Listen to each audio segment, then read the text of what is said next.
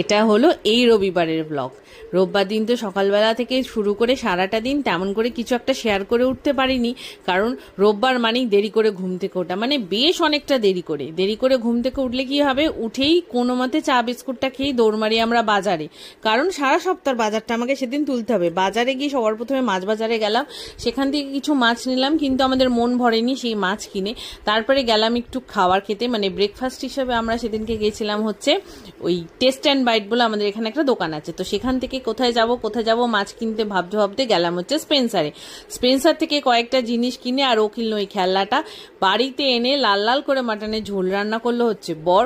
খেয়ে দিয়ে একটু রেস্ট নিয়ে বিকেলবেলা আবার রেডি হয়ে গেলাম আমাদের এখানে রাসের মেলায়।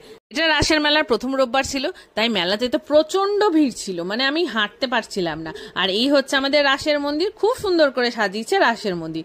মেলাটায় কোনো রকমে ঘুরলাম লোকের পায়ে পায়ে, তারপর তো খাওয়া দাওয়া শুরু হলো মেলার। বেশি কিছু খাইনি, খেয়েছি হচ্ছে ঘুগনি, তারপরে পাপড়ি চাট, এক কাপ চা, বাস।